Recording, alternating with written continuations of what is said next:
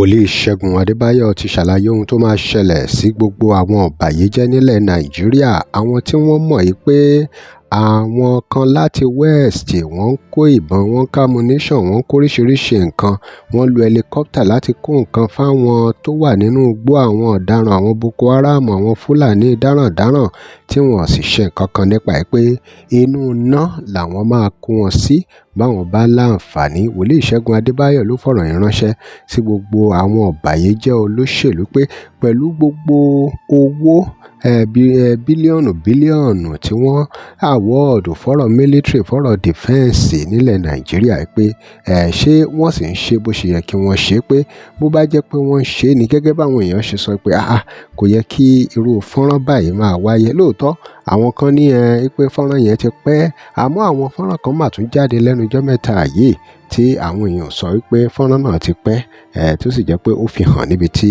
helicopter ti ń já oríṣiríṣi oúnjẹ nǹkan fún àwọn tó wà nínú igbó táwọn èèyàn gbàgbọ́ pé Boko Haram àti Fúlàní darandaran ni wọ́n. Wo nǹkan bẹ́nu fọ́nrán yìí o, nítorí ọ̀pọ̀lọpọ̀ ìgbà náà ni Wòlíì Segun Adebayo ti sọ pé Yorùbá nation di dandan pé kí wọ́n tẹ̀síwájú kí wọ́n yà, tó sì jẹ́ wípé àwọn Yorùbá nation náà sọ pé àwọn ò lè continue láti máa pretend bí ẹni pé gbogbo nǹkan dáa, káwọn máa suffer káwọn sì máa smile bí ọ̀rọ̀ Fẹlá, suffering and smile, pé àkókò ti tó fún Yorùbá nation láti tẹ̀síwájú. Nítorí ṣe ni àwọn èèyàn ń béèrè pé ìlú wo ló máa allow kí helicopter kan láti ibì kan, bóyá West ni o, gẹ́gẹ́ báwọn èèyàn ṣe ń sọ pé ọ̀pọ̀lọpọ̀ àwọn helicopter pé West ni wọ́n ti ń wá, pé ìlú wo ló máa gbarú ẹ̀ láàyè kí wọ́n kàn máa wò ó bẹ́ẹ̀ tí helicopter dẹ̀ wá já oúnjẹ ni o àbí ìbọn àbí nǹkan fún àwọn tó wà nínú igbó, pé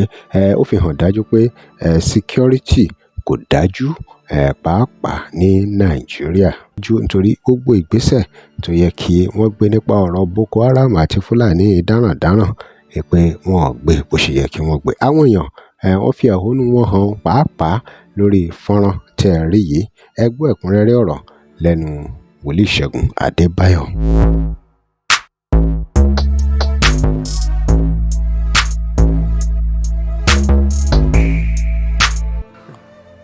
Ní sùúrù náà ló sẹ́nu ọ̀nà. Ok, bàbá alágbájá ó tiẹ̀ níṣe fọ́lọ́run nínú ṣọ́ọ̀ṣì. Ọlọ́run ò gbọ́dọ̀ fi mí sẹ́nu ọ̀nà fún géètì fún yín.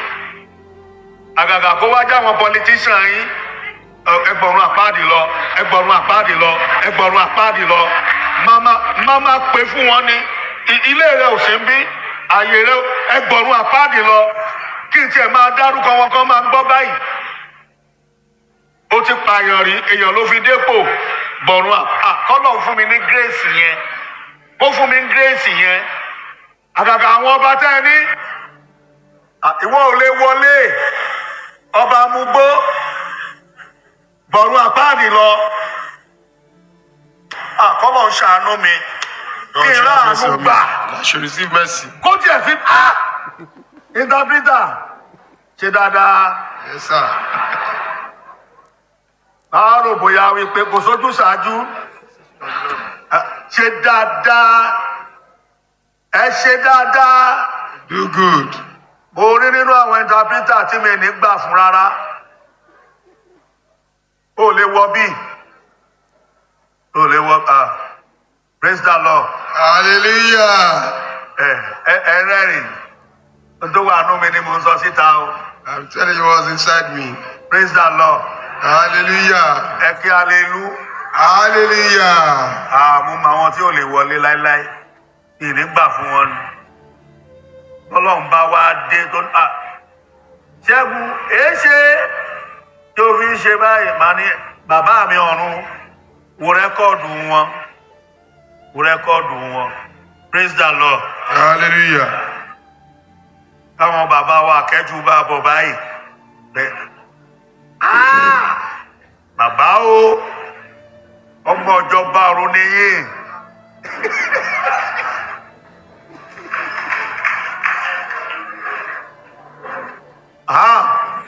Àwọn bàbá kúrú yẹjọ́ yẹn rèé. bàbá yìí máa ń kọrin ẹ lọ sáàrin àwọn sẹ́ráfù mẹ́ẹ̀ bíjì praise the Lord. Hallelujah. ọ̀gá yín yẹn tó ga ẹ kó máa bọ̀ báyìí ọ̀run àpáàdé máa darí ẹ̀ sí ẹ ti mọ̀ aṣẹ̀sọ̀rọ̀ ẹ̀ tán bẹ́ẹ̀ àtọmọ yín àbẹ̀ níjọ́ wọlé ọlọ́run gan náà mọ̀ mí ó mọ̀ mí o. nígbà táwọn èèyàn rí fọ́nrán yìí oríṣiríṣi làwọn èèyàn sọ nítorí ó jẹ́ ohun tí ó ń kún ọ̀pọ̀lọpọ̀ èèyàn lóminú. Ambrose ní war will settle everything in Nigeria, it's a matter of time. Àwọn míì wọ́n kọ ọ̀rọ̀ wọn lédè Haúsá ṣùgbọ́n àwọn tó kọ lédè òyìnbó Jeffrey Adigwe ó ní see how òyìnbó people dey supply terrorists food and ammunition. Wunmi Ọjà ní wetin you wan settle until everything become war. Ayodeji Balogun ní where is our government? How is it possible for this helicopter to pass our security men?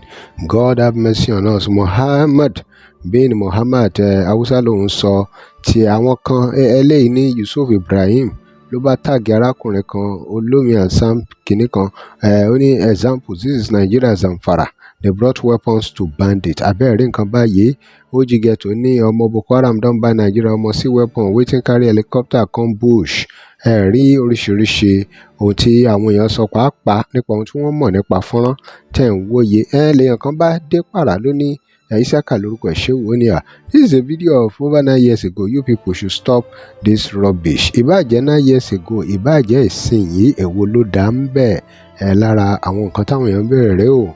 Henry Abọ́dúnrin ní is white man drive this helicopter no security in Nigeria. Roselyn ní God please come to our rescue. Ẹ wo àwọn èèyàn kan minú o lórí ọ̀rọ̀ yìí ẹ̀yin èèyàn wa. Ambassador ó ní it's time to start dropping any chopper trying to land in the middle of the forest. Ọ̀rọ̀ rẹ̀ o ẹ̀yin èèyàn wa kí lè ròyìn lórí ọ̀rọ̀ yìí drop comment and remember to like share and follow us. Thanks for watching. Á lọ fún ìpolówó ọjà pé WhatsApp number page yìí. tẹ́ ẹ bá lè rí àmì ṣe gbogbo ogun tó lóhùn ní gbọ́ tó lóhùn ní gbà lórí ayé yín iná agbára Ọlọ́run máa jó dànù. Kí lè nǹkan tẹ́ ń là kọjá tó dàbí pé ẹ ti wá ọ̀nà àbáyọ ṣùgbọ́n tí ẹ ti rí ọ̀nà àbáyọ ẹ tí pàdé wòlíì yín ló fà ṣùgbọ́n arán mi sí ọ lónìí dádì arán mi sí ọ lónìí mọ́mì Olúwa lòun fẹ́ ṣe nǹkan ńlá nínú ayé yín.